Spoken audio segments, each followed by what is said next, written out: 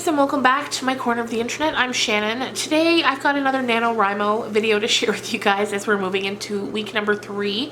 For those who don't know, NaNoWriMo stands for National Novel Writing Month, and it happens every November for the past 20 years. And I've participated in a few and am participating again this year, working on a brand new book, and I'm very, very excited about it. Now, this past week, things were a bit rocky. My daughter got sick, and so she was home from school for a few days, and I was taking care of her, and then I got really sick. There was one day I got no writing done at all. But we're feeling better now. She's back at school, and I'm feeling more energized than I was at the end of last week. So I'm confident that this week we'll pick up the pace again. Now, at the beginning of last week, in that video, I told you I was at right around 14,000 words. So as of right now, I'm standing at about 24,000. So I got about 10,000 written last week, which still does put me behind a little bit. According to the Nano website, in order to finish, by the end of November at a steady pace, writing, the same amount of words every day, I should be at right around 30,000. So I'm a little behind, but I feel confident that we'll get there and be caught up by the end of the week. Fingers crossed. If not, if something happens, I try not to get too stressed out about it. If something happens and November 30th comes and I'm not finished, I'll just keep going into December. That's fine. I'm trying to convince myself of that. But I'm very competitive, and so the spark in me that wants to make sure I get to that 50,000 by November 30th is very strong. And I don't know that 50,000 will be the end of the book, so at any rate, I'll probably be continuing on into December, with the end of December being my personal deadline for the finished rough draft. So that's where we're at with that. And I think that's a good goal, to be finished by the end of 2019, then go into 2020 ready to edit it and then get it put out for you guys. The other day I was sitting and I was trying to think of a way to describe the subject matter, because I've told you a little bit about the plot, but the subject matter really deals with grief and then later moves into trauma. Its topic is one that I find very interesting. For me personally, grief is something that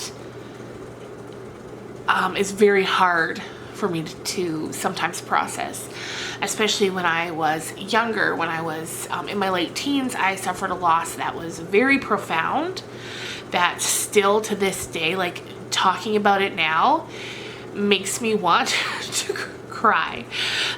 So grief is something that I've always found very interesting, and the ways that we process grief, very interesting, because of course it's such a personal thing and the ways that we do it are so different.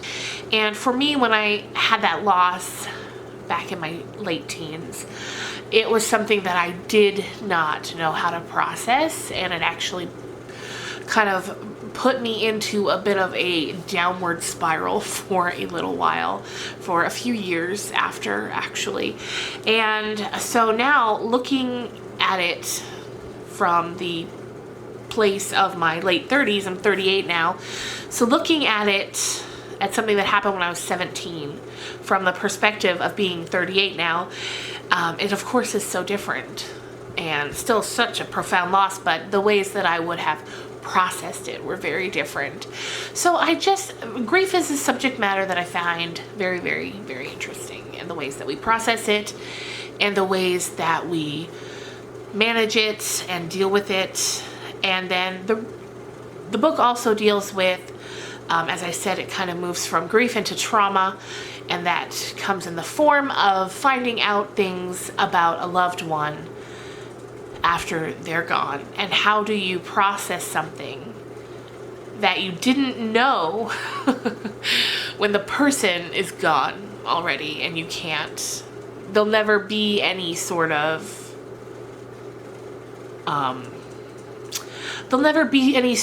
confrontation leading to a resolution or closure. That part has nothing to do with the loss that I was talking about that I went through when I was in my late teens. That was the loss of my grandmother, who was like a second mother to me, who I spent so much time with in my childhood. So the two aren't related. It's not a biographical by any means. But I did take some of my feelings that I felt then and put them into this character. But that's as far as the similarities go.